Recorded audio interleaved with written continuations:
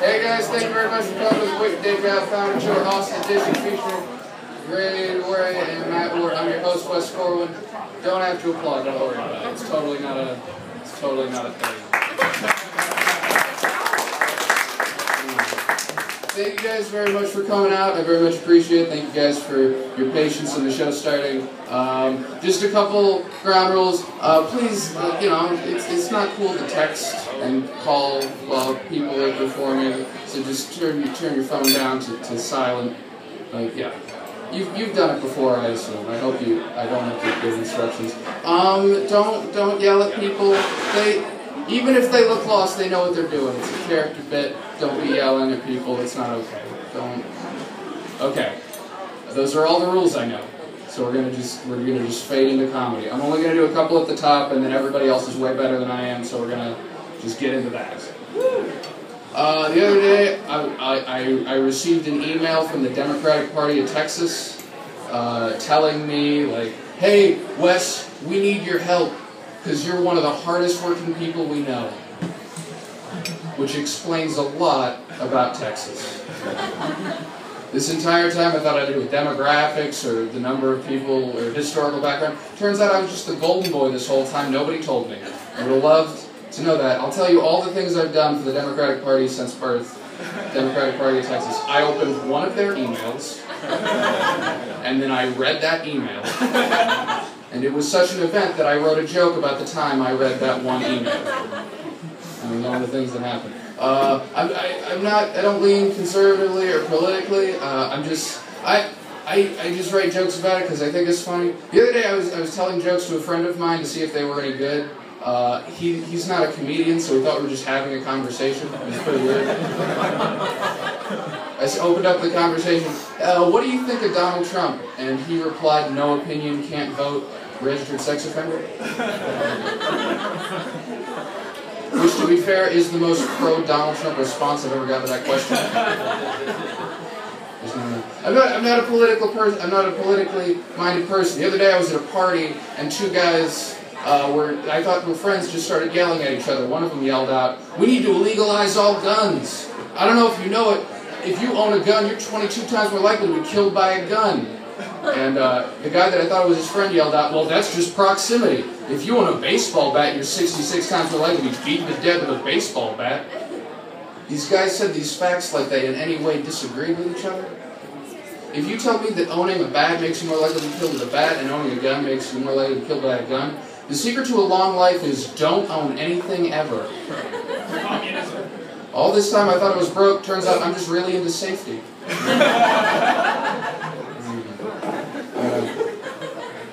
I'm going to start making moves to leave. I just want to say this one thing, and then I'll move on. It's going to be a really great show. Thank you guys so much for coming. Give it up for yourselves real quick.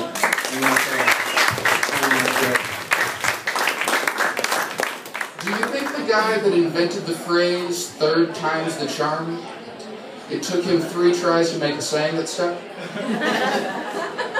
Do you think if that one didn't work out, he would have just kept working in that format, trying to get people to say things like, "4th time's the trick. 7th time is when good things happen. 11th time is when your hard work is rewarded by your peers and contemporaries."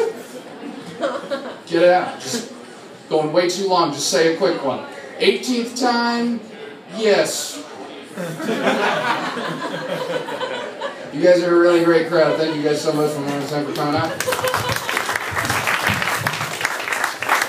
We're going to start this show off right. Your first comedian is one of my absolute favorites, one of my best friends in comedy. He hosts the Nice Things podcast with Austin Cedrone. Give it up as hard as you can for Blake Bowles, everybody. Blake Bowles. Thank you. Oh my gosh. A bevy of woos for me, too. Oh my God. You don't even know me. Oh, God. What's happened this year? I've turned 27 this year. That's about all that's really happened. Like, not a lot happens at 27. Like, you don't really gain anything at 27. It's really just all loss, mostly. Like, I've lost, like, the ability to have, like, certain experiences. Like I used to be able to have like philosophical experiences, you know, like moments where you're just kind of like, we're all part of this grass, man, yeah. And the cops are like, you need to get off of these people's lawn right now. And moments like that, such fun. Now I can't have those anymore. I have a friend who's like still young in college. She can still have those experiences. The other day, he walked out of his apartment and he saw a dead animal on the ground. And he had a whole thing with it. He's like, what does this mean, man? Where did you go? Where am I going? Tell me your secrets, raccoon. I can't have that. If I see a dead animal on the ground, all I think is, I gotta get a better job or I'm gonna have to eat that. It's all extremely practical now. I feel like I'm in a different part of my life. Like, I feel like life is kind of divided into two sections of separate goals. Like, from birth to 25, you have one goal. And that one goal is finding that precious part of you. You know, that precious part of you that's just like, I like this kind of music and love is real. I had it too. I like Radiohead. Will you go out with me? That was me. And then you find that precious part of you and you love it so much, oh, you just want to, and you want to protect it. So when you turn 25, to protect that precious part of you, you start to build a sadness castle around it. With bricks of settling, just, sure, I'll fuck you forever. More kale salad, please. Applying to technical school. Until you're just entombed in it. With your dire wolf girlfriend. Shh, not near you. Shh. Burning your vinyl LPs for warmth. There go the shins. You can still hear them floating into cold. And that's just kind of where the joke ends. That's where I am now. Oh boy. Yay, we're glad you're there. Yeah.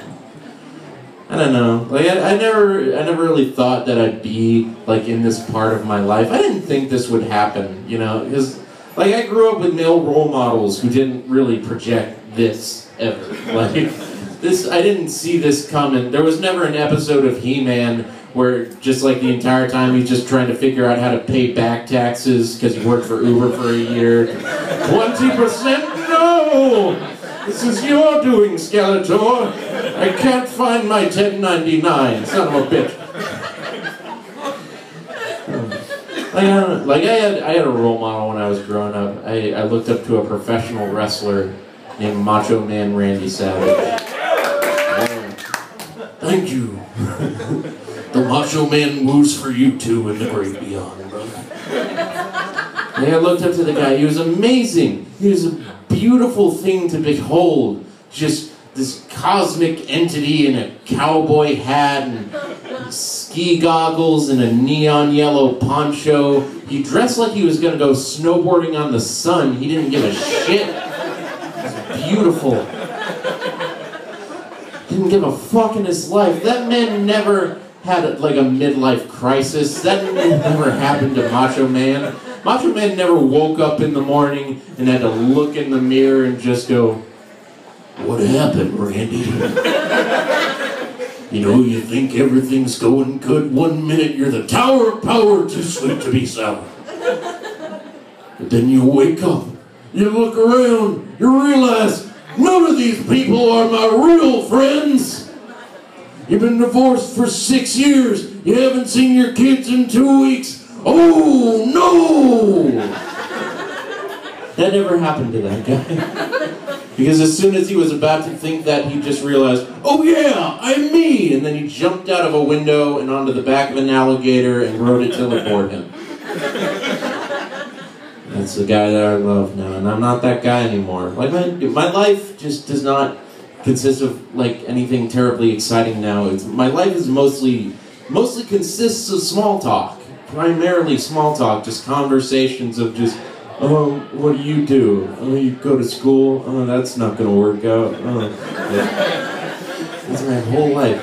Which, like, I don't know, to a certain extent, I don't mind. Like, a lot of people find small talk, like, boring and awkward. I think small talk serves a purpose. Small talk serves a purpose of letting me know that the person that I'm talking to is on the same plane of reality as me, which is a nice thing to know. You know who never engages in small talk? Paranoid schizophrenics. Yeah, they always got something real big they gotta let you know about right now. You believe in God, motherfucker? Like, and I understand that position to a certain extent, you know, I see where they're coming from. They're like, you know, it would be more appropriate probably to talk about football or the weather, but god damn it, my hands are screaming. And what they're saying sounds pretty racist. Well, I think it sounds racist. I don't know, I don't speak German. But, you know, probably takes more priority, don't you think? It's a supply problem, like, you know, because we're just producing at different rates. Because when down here, you've got your goo, right? I looked her right in the eye when I said that.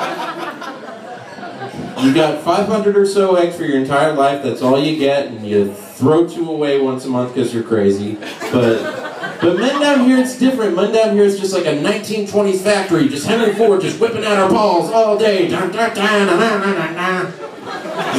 No concept of supply and demand. Just an oil baron in our head just going, oh, they'll buy it, keep drilling! Alright, I'm done, guys. Thank you so much.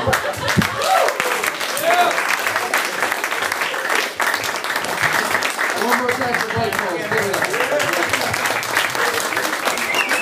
Your next comedian is absolutely hilarious, fantastic writer. He opened for John O'Zalea recently. At the, he performed at the Out of Bounds Comedy Festival. Give it up as hard as you can for Austin Silver.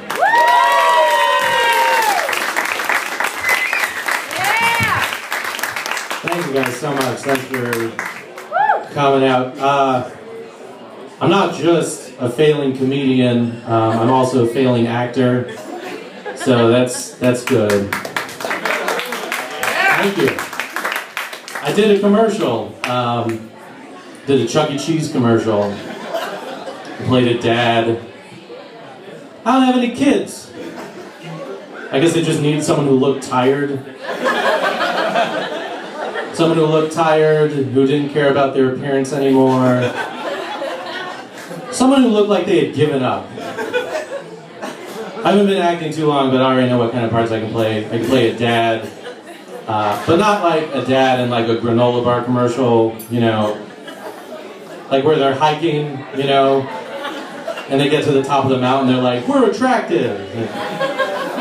Not that kind of dad. They play a dad in a Tide commercial though. Oh no, I got buffalo wings all over my shirt. Play that kind of dad. The casting call went out for a construction worker for a Chevy truck commercial. Dude, I didn't even submit because, like, I know what they're looking for. They're looking for like a manly kind of. I mean, I could play a construction worker in a heartburn commercial. Oh, there's chili dogs, right? That's the thing. You know, the casting directors in charge of, you know, casting commercials, they do not care about your feelings at all. I auditioned for a pest control company, and I was to play a homeowner who sprays himself in the face with bug spray. The casting director, they look at the script and they're like, all right, we need someone who looks really stupid. And I send in my picture and they're like, he'll do. Ow, that hurts my feelings, you know? Like, you know how when your friends are supportive, right? You know, you can tell your friends, God, I think I'm gaining a little weight. Your friends will be like, no, you look great. Casting director will be like, yes, we agree. That's why you're reading for fat guy number 3. Just read the lines. I also do improv because I don't have like enough ways of people paying attention to me. And I don't talk about it too much, but I told someone at a party once because I felt safe with them. And someone else overheard and they were like, you do improv? Like really loud. The whole party stopped and looked at me. I'm like, ah, okay. I gotta defend improv? Alright. God, I wish I had some kind of training that let me speak off the top of my head. But couldn't think of anything, so I just got in a canoe and paddled away.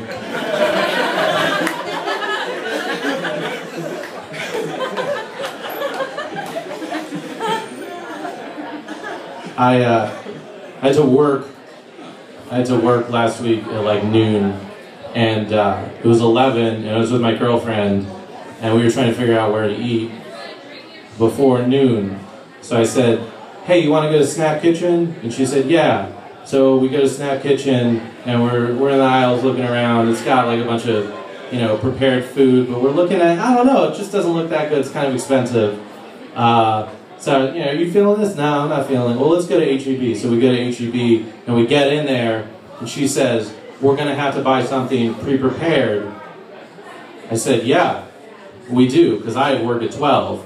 She said, I have work at 12 too.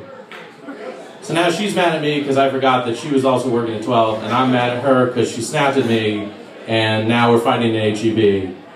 And it gets to the point where I said, you know what, let's just go. She says, fine. And we're going to the car. She's like, I'm going to walk. And I'm like, fine. And I get in the car and start to drive away, and I'm like, this isn't, we're not even mad at each other. You know what I mean? We're just like pressed for time, we're stressed out. So I stopped the car and got out. I said, wait. And she said, what? And I said, I'm sorry. It's not even you, it's the situation. She said, you know, I'm sorry too. And we hugged, and I said, do you want to just go to Wendy's? She said, yeah. Can you imagine that whole story with like a Wendy's logo at the end of it? I think we just wrote a commercial.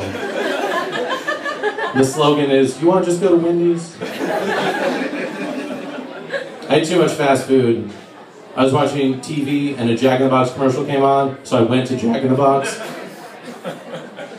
It shouldn't be that easy, you know what I mean? They weren't even working at it. And it didn't, I drove to Jack in the Box and I'm at the drive-thru, I'm like, whoa, what? I don't even, felt like I just woke up at Jack in the Box. Like, am I in a Jack in the Box commercial? And then it hit me, like, right then that I'm addicted to fast food, which is terrifying. I mean, the good news is that it helps me relate to people with other addictions, you know? Are there any cigarette smokers here? Okay, yeah.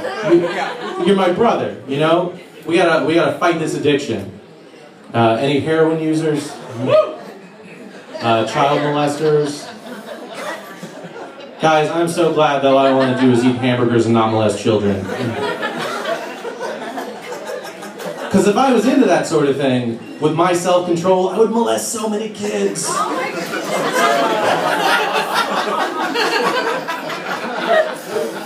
The cops would come in, they'd be like, hey, we told you stop molesting kids. I'd be like, I know, I'm sorry. It's just that it's my cheat day. What I do is I don't molest kids for like, you know, 6 days, and then on Saturday I can molest all the kids in the world. Everybody's looking at me like you've never been on a diet. Like you guys. I used to, alright. Okay. I used to work at T-Mobile. We sold cell phones. You guys know the rest. I'm not going to fill you in. So the way T-Mobile worked was if you had a phone and it was in warranty and it was screwing up, you could bring in your phone and you would get a refurbished phone. Okay? This is me setting up the premise. All right? So this woman, her phone was screwing up, and you know she put in an order and the phone came to the store, and she came to pick it up, and I said, "Here's your phone." And she said, "Is this a new phone?" I said, "No, it's a refurbished." She said, "I want a brand new phone." I'm sorry, we can't do that. There's no one in the building who could do that. We just give you a refurbished phone. No. I can't do anything. No one can do anything. She said, "I'm going to stay here until you get me a new phone." And then she goes and sits like in a chair like right there. And the counter's like right here. And I'm like trying to do work, but she's glaring at me. Just like she's angry and she won't leave. So I called the cops. This was before before we heard about the murders. And I was trying to figure out why I needed to call the cops. And it was because she's just glaring at me and it's making me like tense. You know when you get in an argument and you're like adrenaline's going up? And my adrenaline was up and I'm just shaking and I can't take it. I can't handle it. And so I called the cops. If I was the president, World War III, like already. Because North Korea would come out and be like, we have a bomb. And Mr. President, what do? We gotta kill him! We gotta kill him! I can't! I'm too awkward for him, for both of us to just have bombs. You understand? So the cops came, and they came and talked to her, and, you know, they got her out of there. And then I look out the window, it's not even a wall, it's just a window. And they're arresting her. And they're putting her handcuffs and they're dragging her out, and she's screaming at me through the window, "Are you happy? Are you happy?" Like in handcuffs. And I'm like, I mean, kind of. Anyone who works in the restaurant business or customer service wishes that they could just make a call and then some guys show up and take care of the problem. You know what I mean? That happened. I felt like a mob boss. It was amazing. Anyway, she's in handcuffs and she has like a panic attack and they have to call an ambulance. And I got like a little bit happier.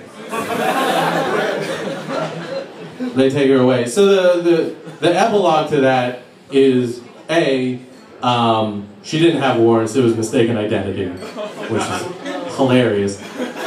B, I was working with a guy who was on my shift who came in like right when she was being arrested. And he's like, "Dude, what happened?" I said, "Well, you know, they sent her this refurbished phone. She wanted a new one." He takes the phone and looks at it. He says, "Dude, this is a new phone." Yeah, that's fucked up, right? You guys are feeling sorry for her. With good reason, probably. All right, I'll do this last one and I'll leave. That's usually a laugh line that she gets fucked up over. Anyway, so you guys probably figured out that I'm not good at having sex. You guys figure that out? I'm not good at sex. I'm not good at talking dirty either. Yeah, how do you think I feel? My mom's here. Alright, I was having sex with this girl, and she was like, "Oh my god, I'm so wet." And I was like, "Good." You guys are waiting for more. There is no more. I'm not good at it. It's weird. Like, you have to see that person in the morning. I feel like I have to apologize for all this stuff that I said. Even on the phone, it's weird. I was talking to this one girl. Said, "Hey, I can't wait for you to come over tonight." She said, "Oh yeah? What are you going to do to me?" I had to Google rap lyrics.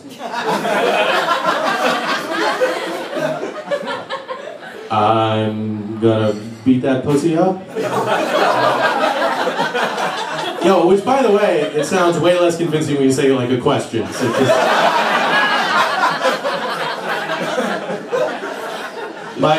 one of my ex-girlfriends, she told me at one time that she was attracted to other women, so I suggested a three-way because I'm smart. She said no because she's smart. This is the reason. She said, "I feel like someone would be left out." I was like, "Me! It's fine." Have you ever been moving a couch with another guy, and there's one guy in the middle just holding it? See, he's not supporting any weight, but you let him do it because he feels good about it.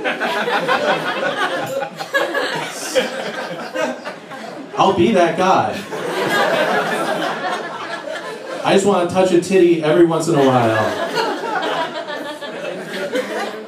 Look, put it another way, you know, I don't want to win an Academy Award, alright? I'm just happy to be nominated. Thank you so much, I'm Austin Silver. Give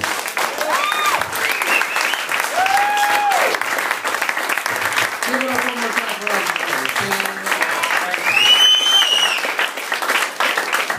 Your next performer is absolutely incredible. She's performed multiple times at the Moon Tower Comedy Festival. You can catch her all the time at Cut City Comedy Club. Give it up as hard as you can for RAMZINSKI.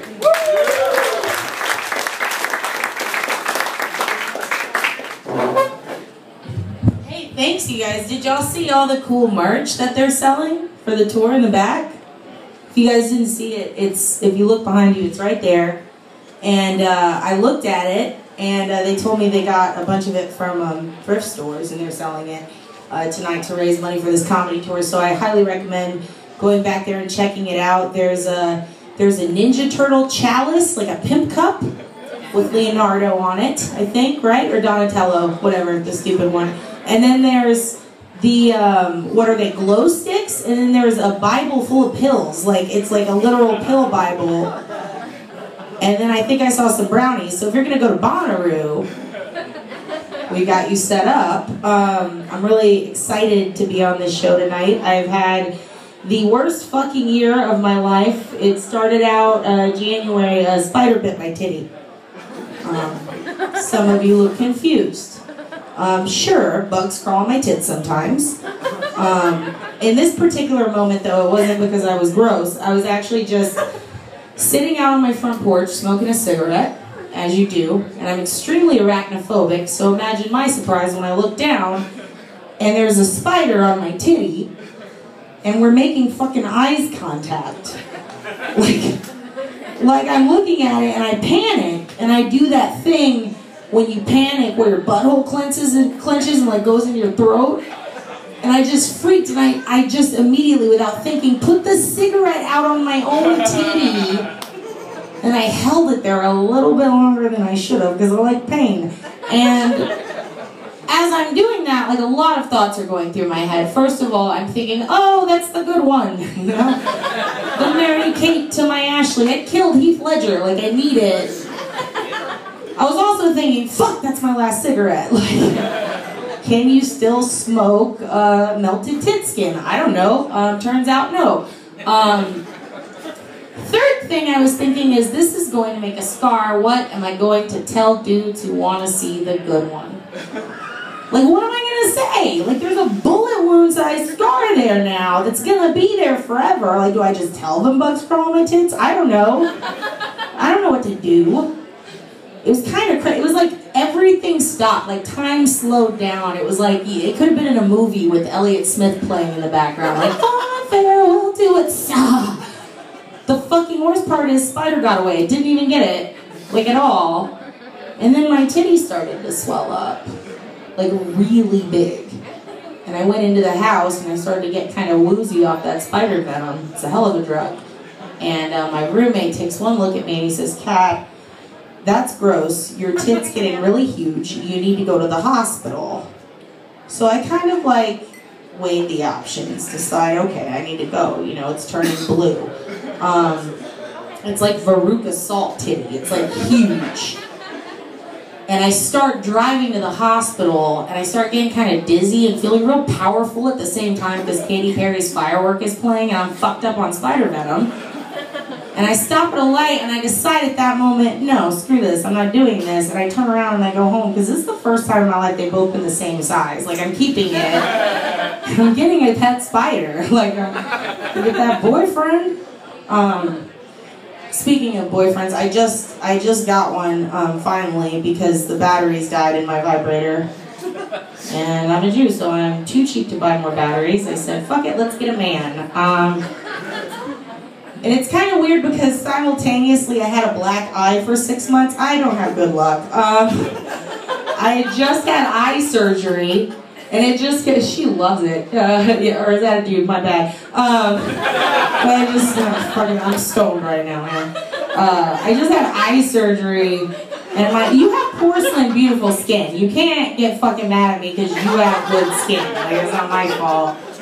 We're in Austin. You could be anything. But regardless, I remember, like, I had this black eye because I just had surgery, and it was really big, and it was gross, and sometimes it would go away for a day or two, and then one day it'd be like, boom, boom, here I am, bitch.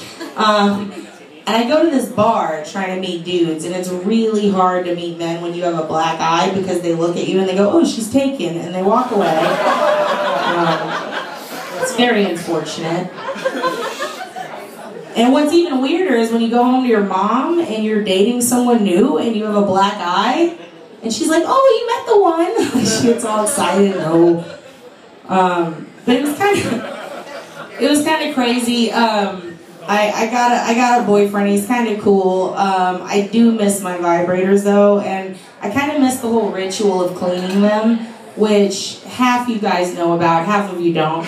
But women, you get it. Like that moment when you finish and then you just kind of lay there for a minute, then you eat a sandwich, then you watch Duck Dynasty, then you eat another sandwich, and then you...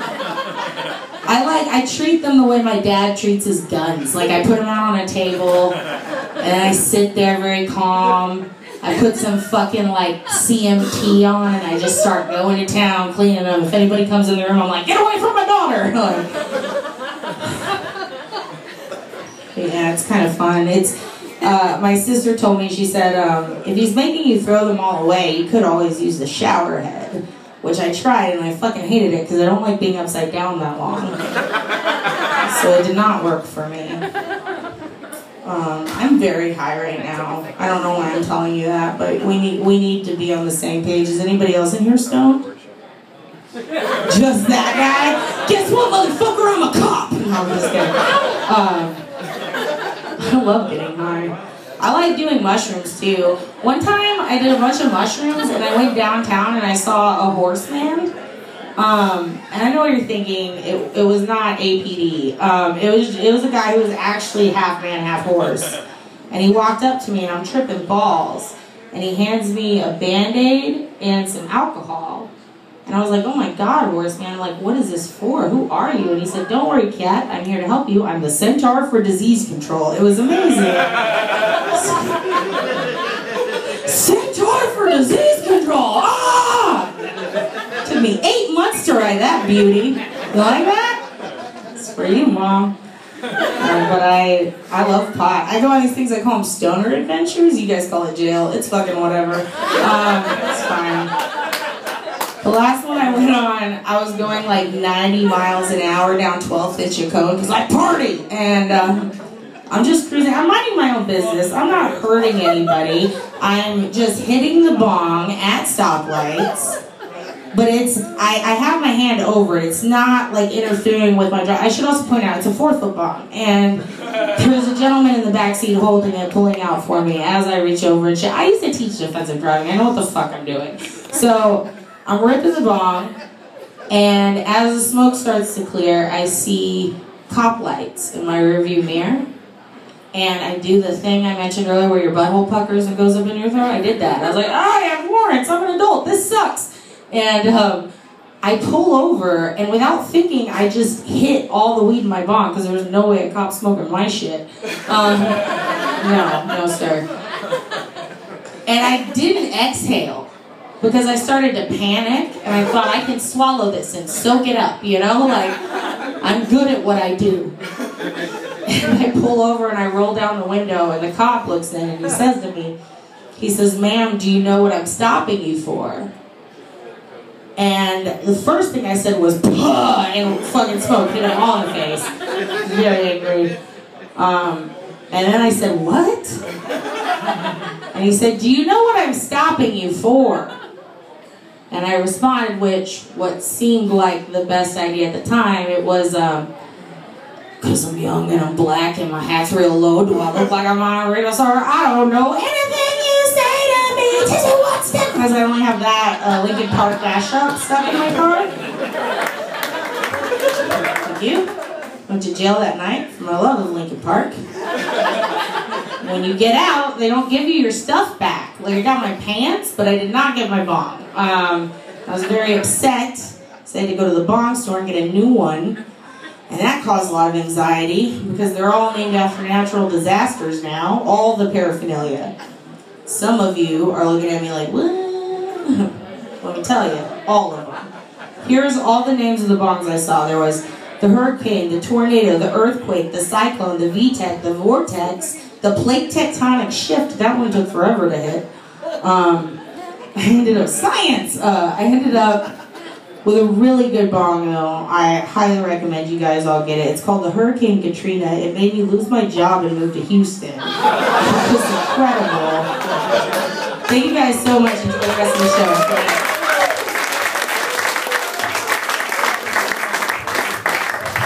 One more time with RAMZINSKI.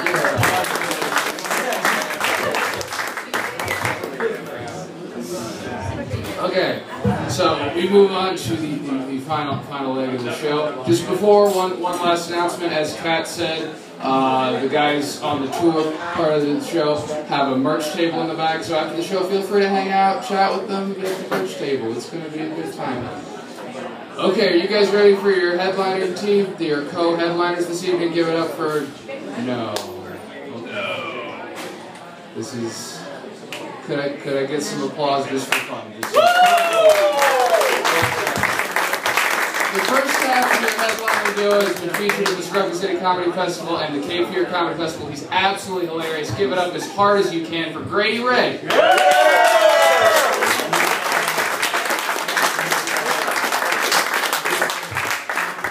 How y'all doing? Good? Yeah. My name's Grady. I'm the Smoky Mountains of East Tennessee. I am a biracial hillbilly. We exist. We believe in you. We just want you to believe in us. That's it. I'm not a political comedian. I'm not. I kind of live in my own bubble of happiness. I'm not ignorant, but I am slightly uneducated. Until recently, I thought Benghazi was a dude. Just a dude. Like a wrestler? You know what I'm saying? Or a rapper? I don't know. Benghazi got a Maserati and a Bugatti. Makes sense. Trying to put some Gucci on a lady's body. What's the big deal, America? Just trying to get that trap money. Let him get that trap money. Just recently found out what trap money meant. It's not child support, thought it was. I was wrong. Dead wrong. If you guys are like me, and I think you are, the things you remember the most are the things you didn't expect to see, but you saw. For instance, I once witnessed a lot lizard making a snow angel. Now, some of you are not familiar with the term lot lizard, so I will explain. A lot lizard is a lady in the evening. She works primarily at truck stops across America, offering sexual favors to weak-minded, depraved truckers away from their homes. It's like, hey, baby, do you want a date? Trucker's like, yeah, I don't give a shit about my family name. Get in. The cycle repeats itself. So when I witnessed the great American, Appalachian, endangered, spotted, lot lizard, out of her natural habitat and in the snow, I was mesmerized. Now, it wasn't spectacular. It's kind of weird. She had a fucked up arm and a broken leg. She's doing this now. Can you see this? What's this? Which is less like a snow angel and more like a toxic waste symbol on the snow. I believe in irony. Found out later on she wasn't making a snow angel at all. Nope. It was just the drugs. But I like to tell people she was making a snow angel because that's beautiful. Telling someone you watched a hooker OD at a frozen mud hole at Christmas. Kind of brings the room down to Bible study, guys. You know what I'm saying? Do not call the chaperone list. I really wanted to go on vacation. I'll be 40 in April, and I feel tired as well. I think I look tired. Kind of got a look about me like if The Rock and Kenny Rogers had a baby. And that baby just said, fuck it. You know what I mean? I'm just going to sit here and enjoy this fun dip. I'm not going to do anything. I don't have that much energy, you know? Like, if I had a beast mode, it would probably look like 4 push-ups being chased by a gnat, is what I'm saying. If I was a rapper, I'd probably have a stage name like Low T. My hit single, We Ain't Gotta Fuck, Let's Snuggle. Keep your clothes on, let's watch Pretty Little Liars. I feel like I lost my hell-raising energy, you know? I really do. I feel like you only get 1 full tank of it in a lifetime. Once you use it up, it's gone. Nothing left to do, maybe watch a Wheel of Fortune, go to some yard sales and just enjoy some wine, you know? I know the moment I lost my shit, like 3 years ago, my cousin's bachelor party. Had all kinds of crazy things there. Alcohol, we had some weed, might have been some dancers there. The minute I lost it was like 3:15. Because I knew it, because we were out of alcohol, weed was almost gone, and the strippers were crying.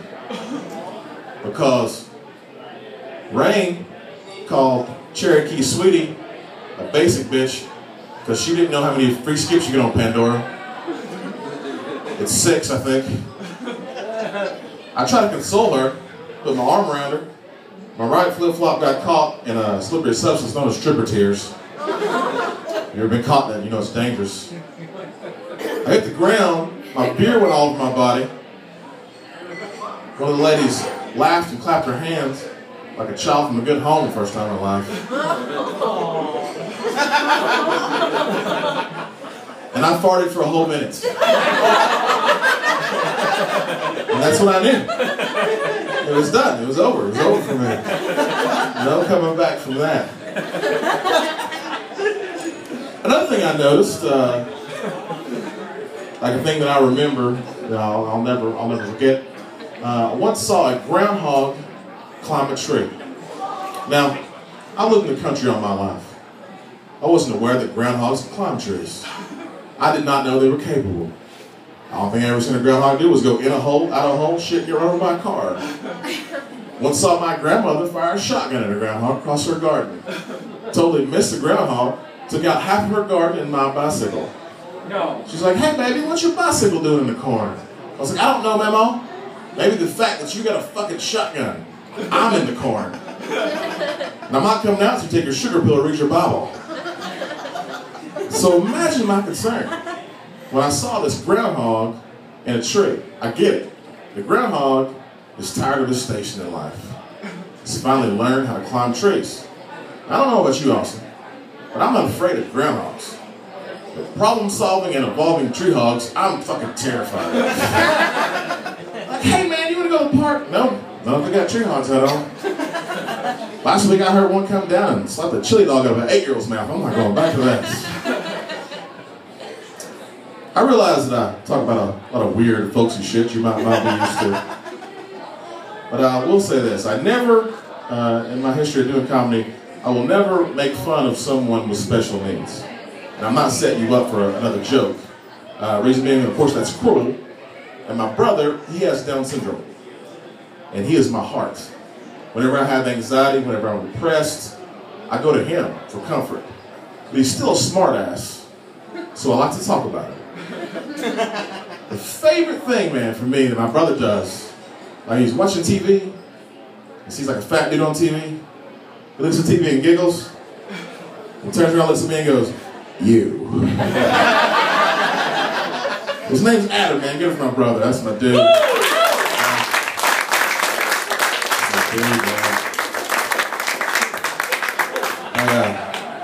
I'm from the old school. I like old country music, man. I like Kanye, Twitter. You know what I'm saying? That's new country music now. Charlie Pride. All mixed kids love Charlie Pride. Yeah, we love him. I don't like these new country artists around here. I don't like these Jason Aldeans. I'm sorry, I just don't. Rolling down a dirt road, drunk as hell, got my finger in my butthole. I don't like that. It's fake. But I like to watch the CMT interviews of these new country artists. Watch them freight, like they pretend like they have country street cred. You know they don't. You know what I mean? They all got the same story. Yeah. I grew up in a small town. We had one stop sign, $2 stores. My family lived in a hauled out Shoney's big boy. Had to ride to school on the back of a tenant bed lid, driven by hogs, not tree hogs, mind you. Lost my virginity the same day I killed my first deer. Hell, we were so country, my grandma's pit bull had truck nuts. That's funny. I feel like I got country street cred. I'm a mixed dude from the Smoky Mountains. When's the last time you seen a Biracial hillbilly? Not never. Well, here we are. Country street cred to me is using an outhouse with a double seat. Praying to God no one uses the other seats. It's calling your grandparents Mama and Papa. It's also waving at a hooker outside of a trailer bar from a school bus. Which I have done as a child. It's hilarious. The whole bus gets into it. Bus driver honks the horn. It's all fun and games. Some kid messes it up. He's like, hey, you can come home, Mama.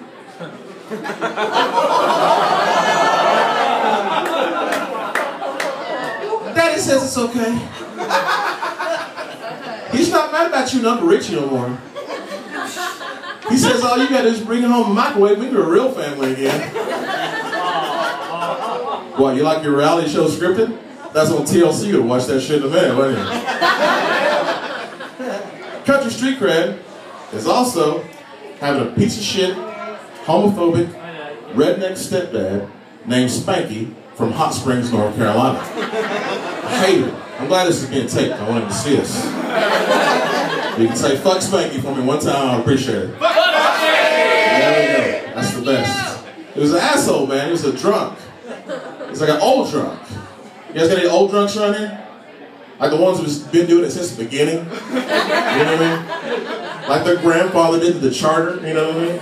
Like God said, let there be light. This dude was like, I'll sweep the stairway to heaven for Michelob, you know what I mean? We got those in my town, man. They get away with anything, you know? Like, drink hand sanitizer, start fights with street preachers. Like, oh really? I got swallowed by a whale once too, bitch, ain't nothing. You know what I'm talking about. Can't do anything with them, man. There's one in my hometown, this older black dude who's always fucking with me, give me a hard time. He told me one time that my girlfriend had a nice body with a head like a house cat. What does that mean? It's crazy. You see me one day, I knew he was going to give me a hard time because I was wearing shorts out. It was kind of cool. He was like, why are you wearing shorts out? I never understood why white people wear shorts when it's cool out. I was like, sir, actually, I'm mixed. My mother's white, my father's black. What you replied, then you should know better, you dumb motherfucker. Your daddy didn't teach you shit. Hell, I'm probably your daddy. And that's the story on how I met my dad, guys. Trying to get to know you. Long trip. Trying to get to know you guys. You guys are awesome. Another thing we got in my hometown is a bunch of shirtless dudes. You guys got shirtless dudes rolling around Austin? Well, I mean, it says no shoes, no shirt, no service, but like, it don't mean me. I ain't talking about me. Got behind a dude in my hometown, no shirt, like covered in prison tattoos, right? It was almost like he went to prison, and somebody in prison was like, you know what? You got nice skin. If you let us draw on you for 6 years, we're not gonna touch your butt. You know? And I was looking at this mural of pain on this gentleman's body. Like a Bugs Bunny tattoo with his tits out, you know what I'm talking about, you've seen that one.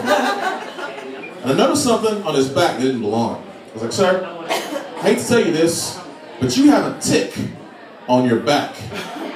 To which he replied, I know. Just trying to see how big it get. So that sparked something in my head, right? What if we all just started growing parasites in and out of our body just for the hell of it? What would that look like? Hey Chuck, you look like you lost a little bit of weight, man. You back on that shit again? No. As you know, I've been growing a tapeworm inside of my body. Doesn't even rely on my nutrients anymore. It kind of just wiggles out of my belly button and takes food off my plate. The other day was my birthday, man. The motherfucker blew out my birthday candles. I was like, aren't you worried about Lyme's disease? He's like, no, I ain't gay. I was like, that's not how it works. Let's want to talk today about law enforcement. And I have a little bit of insight to that because I used to be a cop in my hometown a few years back. I feel like I treated people good. I never violated anyone's rights. I never did take any bribes. What I did is take some naps. Took a few naps. You get a chance to sleep at work. It's great. I just got tired of people fucking with me, man. Like, fuck the public. Not you guys. The other public. Like, most police cars say on the side of them, to protect and serve. Mine said, get fucked, I'm playing Angry Birds. Birds and the pigs. And I like to clear up misconceptions about cops. We're going to talk about cops for a minute. That's what we're going to do. I like to clear up misconceptions. One misconception is that women love a man in uniform? Well, they do if you can fit in it. Kinda could. It kinda looked like a sleeping bag full of cheeseburgers. And my stuff. And it's not that I get self-conscious about my weight. It's not. The only time I do get self-conscious about my weight is when I'm driving. And I'm going over like some speed bumps or some railroad tracks. My titties bounce. I'm really self-conscious about that. Another misconception is there's all kinds of attractive females out there ready to trade sexual favors to get out of jail. No, that is not correct. It's never some attractive females. It's always some skinny thing named Tammy. Looks like she's been up for 3 days. Got all kinds of shit in her hair like, hey, and Chiquita banana stickers matted up in the motherfucker. You know what I'm talking about? Talking about, hey, you ain't about to take Tammy to jail, is you? Huh? Come on now, we can go out back and play hide and go get it. I'm like, I don't want to play hide and go get it with you. She's like, well, you up so damn bashful. You was watching me make that snow angel, now was you? Her name's Tammy, she exists. She's a real crazy lady, man. I saw a lot of crazy shit as a cop, I did. Probably the craziest thing that I saw, we had a shoplifter at CVS Pharmacy. And this lady also had a hole in her neck. I'm not making fun of that. Might have made some bad decisions here or there. What she was doing to me was funny. She was shoplifting and eating powdered donuts inside the store. So, every time she would try to talk to me, she would blow powdered donut sugar out of that neck hole like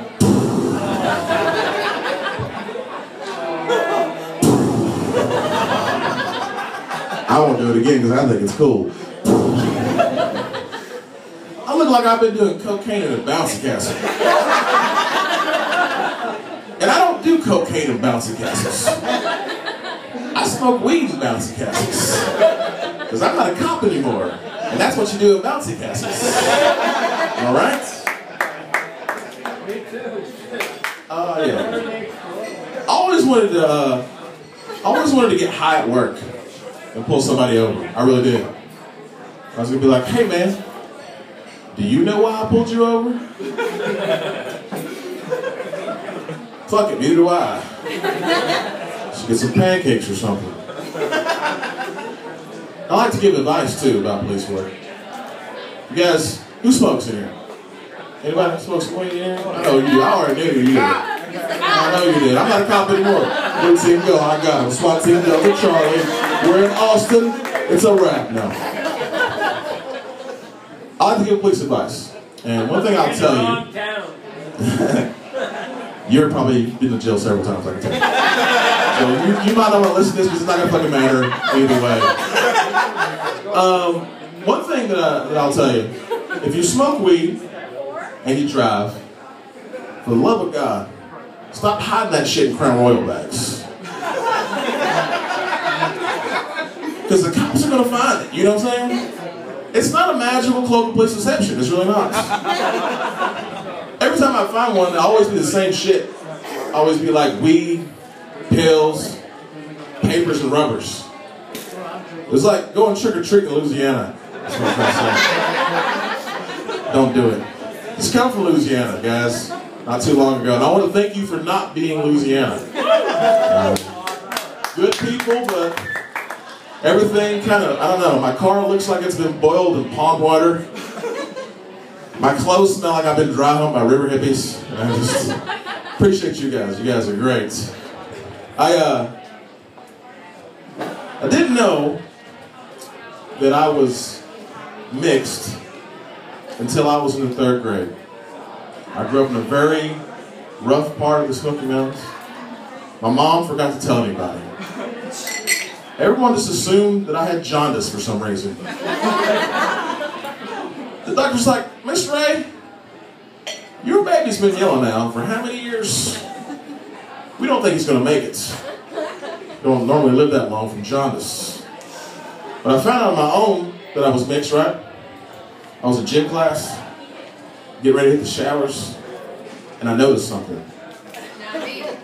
I'm the only guy in here with brown nipples. And a penis like a can of Pringles. Lunchbox size, I'm only half. That's a math joke. You guys are awesome, man. I'm digging this. This is cool. Yeah. We got pulled over in Johnson City tonight. That actually happened. It's a true story. I was wrecked over. I don't let Matt bring any weed because I used to be a police officer. I'm terrified of going to jail.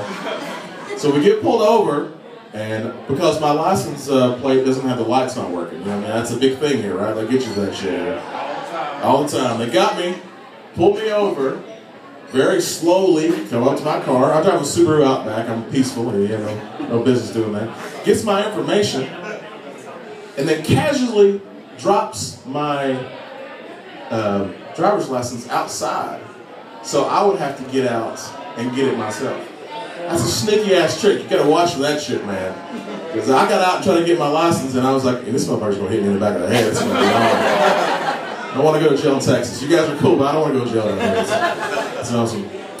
A lot of people ask me, like, how do I feel about the Confederate flag? I like it. Number one, some people hide behind the fact that they said it's Southern pride. You don't need a flag for Southern pride. It's, Southern pride is just getting up every day, going to school, taking your kids to school, teaching your kids that everybody's the same. You know what I mean? That's one reason I won't perform in Myrtle Beach, South Carolina. Because last time I was in Myrtle Beach, I saw something I couldn't believe. I saw a 300-pound woman in a rebel flag bikini, laying on a beach towel. I've been waiting for this racist shit all my life. So what I did was, I got a running start, jumped over her belly, honked her titty and went, oh! I loved it. It's great. Yeah. I feel like that Superman is the Confederate flag of the comic book universe. Because he's red, he's blue, all his fans are assholes. And nobody understands why the fuck he's still here. Why is Superman still here? We got Batman, right? It's the dude. I talk about comics. I'm a little bit of a nerd when it comes to comics. My buddy is a real nerd about comic books, my buddy Travis.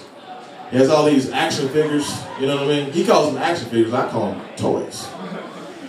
He has like Batman, Spider-Woman, keeps Wonder Woman inside of his underwear drawer for some reason. I don't know why, that's weird. Keeps his favorite one inside of his fish tank. That's Aquaman. So when Travis goes to the bathroom, I like to take Aquaman out of that fish tank. I like to pop his damn leg off, put a little fish food in that leg hole, and put him back down in that bowl. And wait for him to come out of the bathroom. And I'm like, hey, look at your hero now. Aquaman is a piece of shit goldfish breakfast, man. Look at this. He doesn't like that at all. And I thought you guys would like that joke too, but you didn't. What are you gonna do? Hi. Oh man, I'm tired. I think I said I was tired earlier. I am tired. Tired of paying it forward. You guys pay it forward in Austin. Been paying it forward all my life, man. I'm tired of it. I'm just not getting a return on it. I know that's not how it's supposed to work, but I'm just not going to do that anymore. I want to try something new. I want to try something new, and I'm going to call it, give me mine ahead of time. Hey, that's what. Hey, go to the coffee shop. You want to pay it forward? Nah. I think you should just give me mine ahead of time. That's it. Hey, you guys still having a good time? First time in Austin, I didn't know what to expect. You guys are cool. Fuck you. You guys didn't throw anything at me. You guys all right? Yeah. All right. It's good shit, man. Been listening to some talk radio since we've been on the road. And I don't like talk radio about money. Because, like, I'm poor with my finances, man. Like, in '98, I got a good tax return. I spent that shit on CDs and leather pants. You know? But I do like science talk shows. There's one that I like. It's called Science Fantastic with Dr. Michio Kaku. I like it, man, because he talks to people how they can understand science. I I kind of get intimidated when I'm trying to ask people science questions, you know what I mean? But he's cool. I was listening to it one night. This guy calls in from Corpus Christi, Texas. He had a question for Michio. He was like, Dr. Michio, I was curious. Let's just say you were in outer space and you decided to take your spacesuit off. What would happen? Would you just explode? I'm also wondering, has NASA ever tested this? Dr. Michio Kaku was like, well, sir, it's actually much more gruesome than that. If you could live through half of it, you would actually feel your body start to bubble. Like the blood would start to bubble, the gas bubbles, and you would expand. And your blood would push through your skin. So if you lived to see all this, you could actually see it snow your own blood. So to answer your second question, no. NASA's never tested this. Thank you guys a great day, all damn day. You guys been awesome. Appreciate it. One more time for Grady Ray. You guys have been an absolutely amazing crowd. Give it up for yourselves. Keep it going.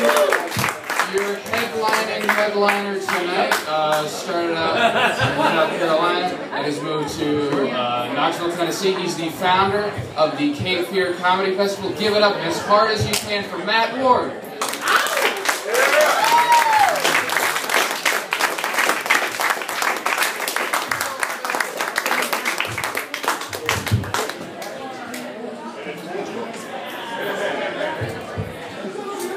Hey, Lord, Lord, Lord, Lord,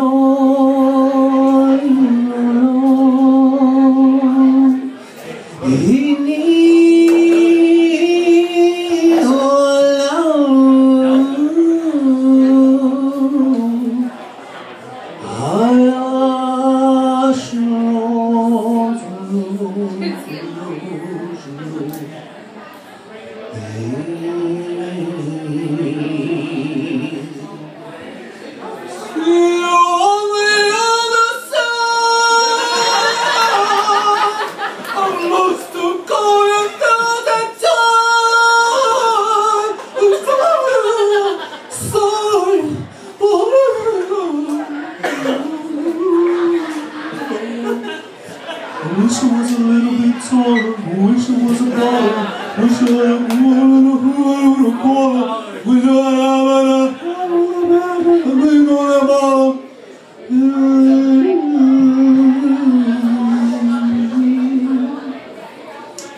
This is what I do to my friends every time they come over to my house tripping on acid. Also, I put up all of the mirrors all around the house, because if you know anything about LSD, that's fucking terrifying.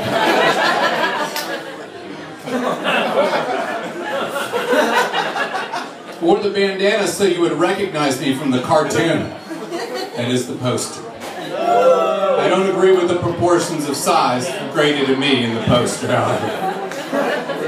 It looks like I actually might win a fight with him there.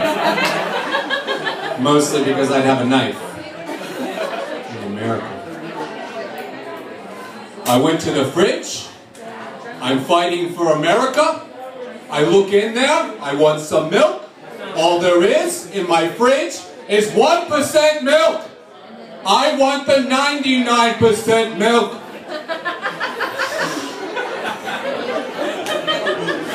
Rabbit in a hat in a bag and a 6'4" collar.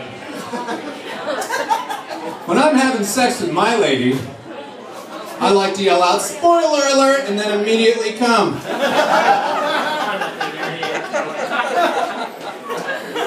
Not a spoiler alert to her, she already knows how that mini-series ends. It ends with Stephen Avery being guilty. So, did I spoil it for someone? Did you not Google that? And who here has watched Making a Murderer? Like a decent amount of you. I'm just going to take a stand and say, I do not give a shit what happened to Stephen Avery. Okay? I don't care. You know what? Black people are being shot unjustified by police on a daily basis. I do not care what happened to a guy that can barely spell his own name. That's fucking white from rural Milwaukee. It may not be a popular opinion. I'm not hating on him. I just, you know what? There's probably about a 90-minute podcast that could have been that whole story. It's like cereal. It's a cereal ripoff. I eat cereal. I make cereal. We have cereal bars for sale at our table. Our merchandise is literally, they were right, it's stuff that we found at thrift stores along the way. And there's no cost. If you have no money, take it. All of it. If the table's just empty when I'm done and there's no money, I'll be like, our job is done here. We have shared our greatness. If you ever wanted to learn how to hypnotize people, we have an introductory book on hypnosis back there. We really thought this out. We got all the good stuff. I would like to recite a piece of prose. I call this thespian. If you're a thespian, you practice the art of theater. If you're an equestrian, you practice the art of horse riding. If you're a lesbian, you prefer the lady parts. And if you're a pedestrian, you get around on foot. But if you're a thespian, equestrian, lesbian, pedestrian, well, you're from right here in Austin, Texas. Probably ride a unicycle occasionally. And you have a striking resemblance to Steve Buscemi. Buscemi! Every time I say that name out loud, I say it exactly like that. I'm like, oh, I really like the Big Lebowski because it starts Steve Buscemi. Shimmy, shimmy, shimmy. Shimmy town, shimmy town, town. Made the mistake of going to the Waffle House the other day. There's way too many of those in the southeast United States. That was not the mistake, that was part of the mistake. The main mistake I made is I tried to order pancakes. Server looked at me with righteous indignation like the stupidest human being that ever lived. She's like, we don't serve pancakes, we've never served pancakes, sir. And I was like, you know what, Myrtle, I'm just gonna go. So I was embarrassed. So I got up to leave. There are two female employees at the front door beginning to fight. And I know they're about to fight because one flips her cigarette into the Waffle House foyer at the other one and says, you don't know me, bitch. Everyone here knows that's the international lady language for I'm going to hit you like a man now. And she did. But she landed in such a way that I was able to step over and get the fuck out of there. So I was like, good job, I'm out. And then I went to the International House of Pancakes. And I ordered some fucking waffles. Because at IHOP they have pancakes and waffles. Here's one thing they don't have, employee juggalo fights. Do you know what the male equivalent to the phrase, you don't know me is? Dude, I'm a grown-ass man. If you ever hear one dude say that to another dude, whatever he just did or said is the polar opposite of the behavior of a grown-ass man. It's never like, I can't fit in those child pajamas, I'm a grown-ass man. Nope, that would make sense. It's always something like, I can't pay that bitch child support, I'm a grown-ass man. No, you're not. You're a shitty human being, your sperm work. Now it's terrible for all of us. Which is par for the course, in case you weren't sure how sperm worked. If you have a degree, like a doctorate, your sperm's gonna suck. You're barely gonna be able to have kids. If you know how to start a car with your teeth, you've got 4 kids. You diagnose a car sound over a cell phone and know what to do to fix it, but you can't zip up your fucking pants. It's okay. You know, here's the problem I have with Waffle House. Let's just name it something different. Let's simplify it. I think it would be easier. They serve a lot of different items on their menu, but for the most part it's breakfast, right? And it's not really a house. It's more like a trailer. So let's just call the place what it is, Breakfast Trailer. Where we play Kid Rock 24 hours a day. And the only ironic thing that's ever happened here is Kid Rock once got in a fight with a Kid Rock fan while Kid Rock was playing on the jukebox at a Waffle House. And then a wormhole opened up and it got sucked up, and then all of these movies were rebooted. That's what happened in real life. I'm a kind of a dorky dude, in case you didn't notice that. I wear the bandana just to kind of let you know I don't give a fuck. Think what you want to think. It's not, I'm not hipster. I'm not cool enough to be down in the hipster village down there. I can't do it. I'm just not cool enough. I'm not conscious about world events enough. I'm not stylish. I can't grow facial hair in a way that's at all cool. I kind of look like I live in Louisiana. Like, when we went to Lafayette, everybody's like, "Hey, Carl, what's going on?" I'm like, "That's not my name, but I will drink what you're handing me." And then I didn't remember the rest of Louisiana. There was a daiquiri stand and a homeless man. That's all I know. But I'm a dorky dude, and I've been a dorky dude my whole life. Don't confuse it with nerdy. That's different. I'm not disparaging nerdy people.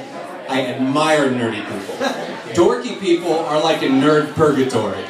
Like, you want to be a nerd really bad because a nerd has specific skills and has learned things and has technical knowledge that's helpful to other people. A dork just knows a little bit about a lot, but not a lot about anything. That's me. A dork. Been a dork since I was a little kid. Never got ladies as a result. I tried. I did what I thought was cool. Drive around in my new car that was actually a 1980 4-cylinder Ford Mustang coupe. The least cool Ford Mustang you could possibly drive.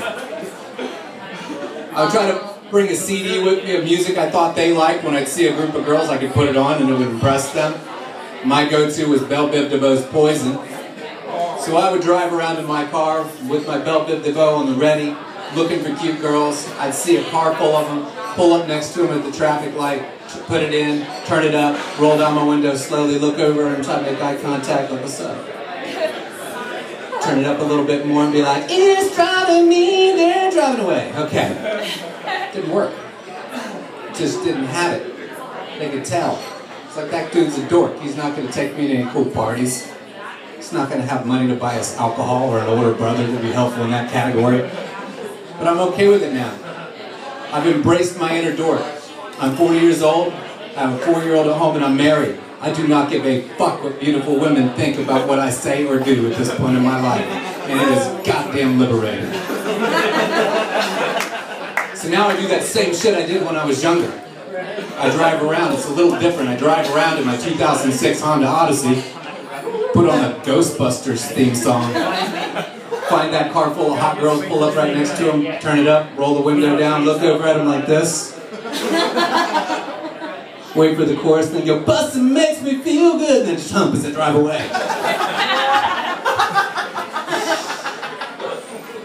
Because I don't give a fuck. One of the most admirable traits that my wife learned about me after we got married was that when I'm attracted to a pretty girl, whatever comes out of my mouth creeps them the fuck out. And she loves it. She's like, that's gonna make me keep you.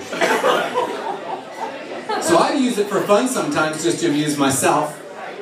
I go to the mall that's close to my house, and I follow cute girls around and just read out loud whatever's on the back of their sweatpants. Just walking around like, "Juice it, juice it, juice it, juice it. Terra, terra, terra, terra. Pink, pink, pink, pink, pink, pink." 30 feet, that's how far back you have to stay, or that's a crime. So I learned from the mall security guard that I may or may not have smoked pot with. I totally did. Spoiler alert, if you want to get stoned in the mall, don't get busted by the mall security guard. He's only mad because you're not sharing. Just come up to him and be like, "Hey, you want to hit this?" And then go to his secret place. And you're good. Because he makes $8 an hour and he's not going to fucking turn you in. Like shit. And then you can do laps around the food court and just keep getting samples and over again, but you have to steal a couple hats from lids. And then, once you get to about the 6th time, the lady goes, "No more for you." And that's it. And by then you're full anyway. Weed isn't legal in most of this country, but, legalized, but everywhere in this country, we have an amazing amount of paraphernalia that you can smoke weed with. In convenience stores, in sex shops, which is just fucking strange. Right next to the dildos. Which just makes me always buy a dildo. Like, It's like bong dildo. They're even shaped the same. Anyway, just hit it up against the bong and make the bong work better. Okay. It's my lucky dildo because it's the same color. Okay.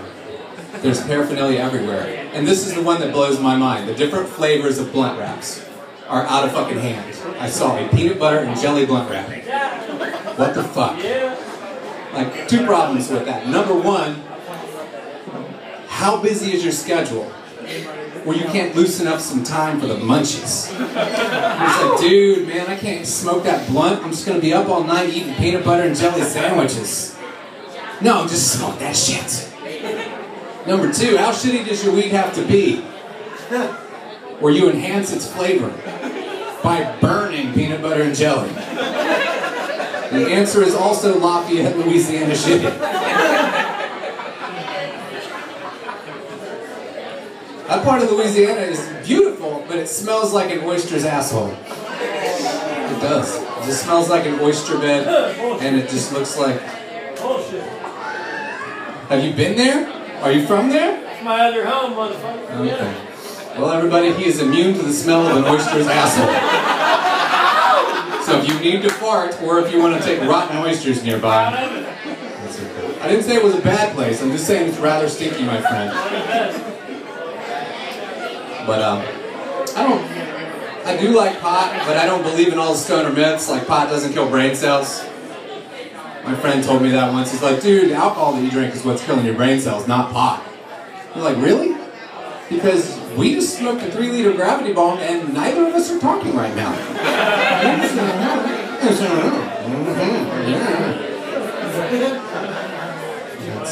Also says weed makes everything better, makes music better, makes movies better, I don't know, makes food better. I agree with that one. Yeah, I'm on board. Here's one thing smoking pot does not make better: being arrested. That is equally shitty, stoned or sober. I've done most drugs. That's probably the easiest way to say it. I've done most drugs. I haven't done heroin. And it's specifically because heroin's got pretty bad rep. And mostly because I like to do drugs with other people. Like, socially. I like to smoke a joint with somebody. I like to roll an ecstasy with other people. And dance and have fun. Heroin's not really that kind of drug. I mean, what are you going to do when you get high on heroin? Just get together and lie in a pile? Like, hey, yours next. Go ahead. Go ahead and just... No. Smack that needle out of his arm before you lay down. We had that problem last week with Carl. That's me. Well, I don't like heroin. I have done meth. Oh, no surprise there, huh? We Googled you, and there you are. I tried it one time, and it was mainly because my brother and I have done a lot of acid, and the side of doing a lot of acid is it makes you pretty introspective, and it makes your brain kind of analyze things, but it also makes you very curious as to what other drugs do to you. So I tried meth one time, which is exactly what all meth addicts say. And my brain the whole time is like trying to like be like the science guy up there in my brain, like Bill Nye. He's like a combination of Bill Nye and Scotty from Star Trek, just up there like, okay, we're going to check the system. Systems seem good. Everything's good. You're hydrated. You're ready to go. Are we ready for this experience? Let's go ahead and consume the methamphetamine. All right. I consume it. I do it. I actually parachuted it, which is not what most people do with meth. And then my brain's like, okay, everything seems normal, no immediate effects. We're going to check back in 15 minutes and see how we're doing and weigh in on everything then. Brain checks back in 15 minutes. It's like, okay, heart rate is very much elevated. Your eyes are starting to look a little scary. All right. Don't make eye contact. That's what we would recommend for the next at least 20 minutes. Also, why are you naked? It's only been 15 minutes, and you are completely naked. And we are at McDonald's. This is not. These are two choices that are incorrect. We're going to go ahead and mark that down as negative strikes on the meth experience. Two negative decisions. All right. Well, hey, you know what? Let's go ahead and put our clothes back on, and let's get out of McDonald's, and I'll check. Everything should be leveling out in about 2 hours. You seem to be really at the peak, so in 2 hours we'll check in, and things will be way better. My brain checks in 2 hours later and says, okay, no longer at McDonald's, Now we're at the mall again, and you're dancing to Scissor Sisters. How did you get it played on the PA? That's interesting. All right, your clothes are back on, at least some of them. That's good. All right, you're just as high as you were before. That's a little concerning, because you should have been over the hump right now. You should be going into the decline. This is similar to MDMA from what we Googled. So we'll come back in 2 hours, because by then you'll be completely crashed. And then we can just guide you home safely, and you can stay in your bed for a few days and be depressed, as the endorphin rush will cause you to do. Checks back in 2 hours. Holy shit, we're at a concert. How did we get at a concert? We were just as high as we were. Warning, warning, this drug is incorrect. This drug is incorrect. No one should be high that long, is what my brain realized, so I never did meth again. When you get too good of a deal on a drug, you know, where it's like you start weighing like the $1 per hour, and it's just like, oh wow, this is like the fucking, this is the 99-cent menu of drugs. You know, it's like LSD, where you're tripping for like 9 hours off like $8. You're like, okay, I probably shouldn't do this all the time. This is no good. I'm not going to Whataburger either. Just stay away from all this Whataburger. Stay away from it. I don't believe all drugs should be legalized. I'm not on board with that because I've seen myself in a mirror high on meth, one. Two, meth is the drug I don't think should be legal. I think it should just stay illegal. Any drug that ages you 25 years and 15 minutes, not the best for America. Stay away from that. Have you ever seen the faces of meth? The pictures that show people in the decline of crystal meth addiction. 6 months in, they just look really sleepy. Like they haven't slept at all. A year in, they look like they haven't slept at all, but they also lost a fight badly. And then 18 months in, they just look like Gollum from Lord of the Rings. Their eyes are like bugged out and bloodshot, sunk in at the same time. Their skin is kind of yellowing, their hair is all thinning. Their jaws are sunk in because their teeth are falling the fuck out. I just imagine somewhere between a year and a year and a half of smoking meth, something changes.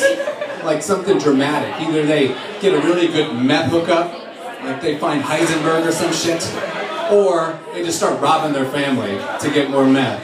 Either way, it's a big decline. I would just imagine when they're smoking meth somewhere around the 17th or 18th month, it's just like...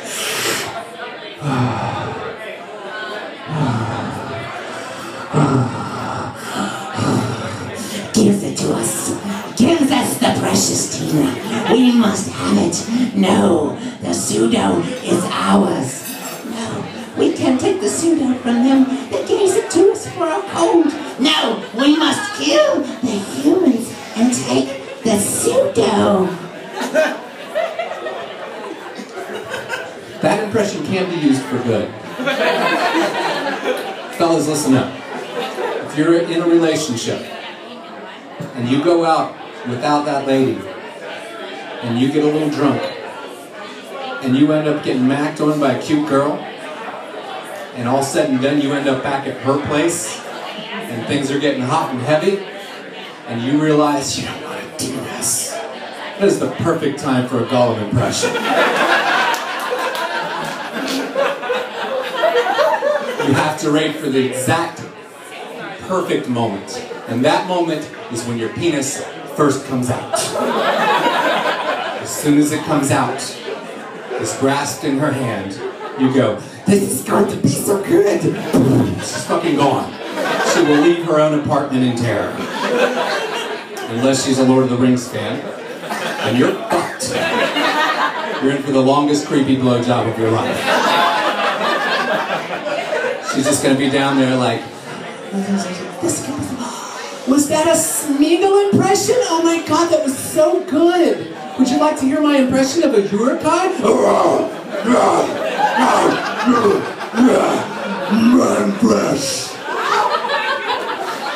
I would argue that my Urukai impression is as impressive as the Gollum impression. But guess who just got out of... You're not going to be able to explain that story to your spouse, you're still fucked up. But at least your dick did not get wet, technically. Still doesn't help you out. Maybe you shouldn't let your dick get all the way out. Maybe I haven't thought that one through.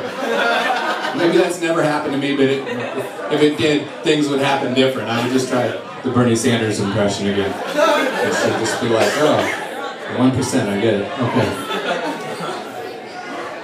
Yeah. being kind of a dorky dude at this point in my life, not really giving a shit what women think about me, I kind of reflect on the different milestones of where I changed the way I thought. And I realized when I was 35 is when I stopped caring and stopped being motivated by the chase of women and relationships. And this is the moment it happened. I was at a comedy club. I did a set that went decent. I thought it went really well. And I went up to the bar and I was like glowing a little bit. And I ordered a shot. And I'm getting ready to do the shot and the guy comes up and bumps my elbow and he's like, dude, you're really funny. I enjoyed that. And I'm excited. I'm like, cool, man, I was getting ready to do a shot, celebrate. You want to do a shot with me? He's like, yeah, I'll do a shot. And behind me, I hear a girl go, that's fucked up. And I was like, I look behind me, it is a beautiful girl, a beautiful blonde girl. And I'm like, okay.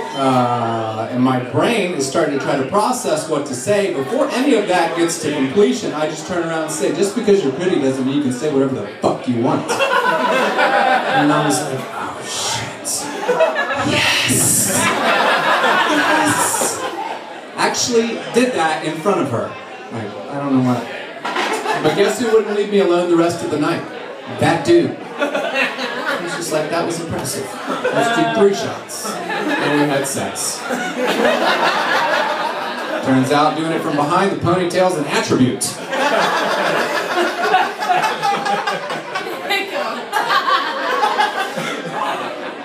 But hey, he hit the prostate, so we're all good. We're all good. Now I get pegged on the reg. Pegged on the reg. Pegged on the reg. By the way, peggedonthereg.com, do not look that up. Because I am also featured on there. Just getting pegged. On the reg. Okay, I had to do it. To go there with that. But I realized part of being cool is something I've had trouble with is I think and care about what other people think, and that's not very cool. Indifference is cool. When you just don't give a shit. That's when people are like, man, that guy's fucking cool, man. Just see that? He just fucking blew those people off, like, whatever. That's fucking cool. And guess who's the most indifferent people in the world? Elderly people. Therefore, by default, they are the coolest people alive. Old people are cool as fuck. If you don't believe me, just think about the last old person you saw. He's probably mowing the grass or some shit. His socks pulled up to here. Like a big, huge hat on to make sure the sun doesn't give him more liver spots. Huge, like, blue blocker Terminator shades where you can't even see the sides of his head. Just wrapped around all the way. He could be a robot, maybe not, who knows. Shorts that are, like, split on the side so you can see his pasty old man ass. It's fucking cool. He does not give a shit. I'm envy that. I want to be elderly. I want to have that low of a level of give a shit. Because that's sweet. And I feel we're about to have the greatest generation of elderly people ever. We're about to have the greatest generation of elderly people for this reason. We're about to have the first generation of elderly people with tattoos unrelated to military service. Fuck yeah. Johnny Rotten is 59 years old. Henry Rollins is 54 years old. Fuck yeah, we're about to have the greatest generation of elderly people ever. You guys remember the stories your grandparents used to tell you when you were little? Like bedtime stories? They just make shit up. It's usually about something about how cheap shit used to be, or about when they courted grandma. Well, Henry Rollins' grandkids are going to hear a different type of story. They're going to be like, Grandpa Rollins, tell me a story. He's like, I don't want to tell you a story. No, tell us a story. Be like, okay, listen. It was a Thursday night. We were playing CBGBs. But Rhodey left the gear in the rain, so half that shit wouldn't work. This guy in the front row kept spitting on me every time I started a song, so I kicked his fucking teeth out. Sleep tight. That's it. That's cool as fuck. I have tattoos. I have, all of my tattoos are like shitty prison tattoos, and I've never been to jail. That's just awful. Like, where you have, it's like I gave myself tattoos, and not like people that have been in jail, been like, what were you in for? And I'm like, I wasn't. I was in for LSD too many times in my bedroom alone with a needle and India ink. I have a tattoo on my knuckles that says die, but it's not cool, so when I punch someone, they would see it coming at them, and I can read it. And I was like, what the fuck was I doing? I'm telling myself to die? I don't know. At one point I tried to make another letter on my thumb, it was just a T, you know, like diet. They're like, what is that stupid shit? It's just a reminder what I'll need to do when I'm 40. The other one, I'm going to put jog on my other hand. Diet and jog. Jog and diet, diet, jog. Jog, diet, diet, jog. I appreciate you guys coming out tonight. We've had a lot of fun. Are you guys enjoying yourselves? This is for the people. I'm now out of the view of the people watching at home. This I know is the cutoff. So I'm not going to do any more stand-up for them, okay? It's just for you guys. You can't see me. As a matter of fact, hey, you guys at home, can you see that? It's the bird. The bird. Just kidding. But LSD has made me realize, this is the thing about LSD that if you don't know, you should know. Because most people don't do it anymore. It's not really a popular drug. It was super popular when I was like all of my years. But it makes, if you have any type of like mental dysfunction, like a mental disorder, it brings it right the fuck to the front forever. And for me, it brought OCD right to the front forever. So I like kind of have weird obsessive compulsive disorders about things. I don't want stuff to be like lined up on a table in a specific way, but I can't stand certain things that are beyond my control, like standing in a line drives me fucking insane. And it doesn't make me angry because I have to wait. I analyze this and I realize it's simply because I am in no control. I can do nothing about this line. I can't speed it up. I can't slow it down. It's just itself, and it's insane. I can't take it. I can't take all of the aspects of being in line. Number one, if you're in line, you're number two at best. Like, that's how you're going to start. As number two, if you are in the beginning of the line. If you were in the very front, you're not in a line. You're just standing there being an asshole. Like, you're not in line. Another thing I hate about being in line is you now suddenly have a bunch of rules that you have to abide by and you're responsible for according to the people behind you in this line. You now are responsible for everyone ahead of you, and if something up there happens, they're going to want to know from you why the fuck you aren't doing something about that shit. So you're standing in line, and the person in front of you, if they don't go, the person behind you is going to let you know, you need to let them know to fucking go. And if they don't go, and somebody cuts in front of them, holy shit. Now the person behind you is pissed, the person behind them's pissed because they're leaning over, and those two people, the one that cut in front of the other one, are about to fight. And that's when you realize you're in the wrong fucking line. So you can see where it may seem maniacal, but it is absolutely a justified fucking hatred for the lack of control you have in a line. Don't even like doing cocaine, not because of how terrifying the results of doing this drug are, but because of how many lines are involved. Like, let's chalk up a line. Can't we just spray it in our face or something? Can't we just throw it in the air and dance in it? Can't we just fucking parachute it? Let's do something else besides the same fucking thing that everyone's ever done. Make a shape. Get a cookie cutter. Like, fucking put it in no line. Don't need a line. And then when they have it chalked up and they've got a line, then there's a fucking line to do the line. I'm like, no, I can't do this anymore. I'm just gonna go back to doing meth. At least then I can just fucking find a creepy dude at a fucking trailer park and just fucking get down and have fun. And then I'll talk about how we all are one and everything is good. Speaking of which, I am totally high on meth right now. I just put it on my teeth now, but that's okay because they aren't real. They are dentures, which is fun. I appreciate you guys tonight. I will, can I have my mic stand back? Thank you very much. Give it up for this gentleman for holding the mic stand.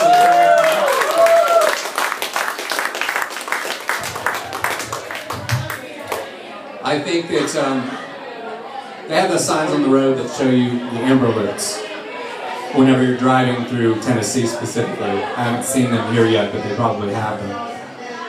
And I thought, I'm kind of desensitized to those signs at this point, and I don't pay attention to them. But I could, if they put some keywords in there, or maybe some different wording, embellish a little bit, even lie, just to get my attention. Here's an example. Usually it says the child's name, the make of the vehicle, and then the time that they were missing. Add some details. Here's an example of an Amber Alert I would pay more attention to. Amber Alert. Last seen December 14th. Becky Jones, 4 years old. She was carrying a brown backpack containing 2.5 pounds of marijuana. I'd find that little bitch in 24 hours. And I'd be dropping her off at the International House of Pancakes and ordering her some fucking waffles. Thank you guys.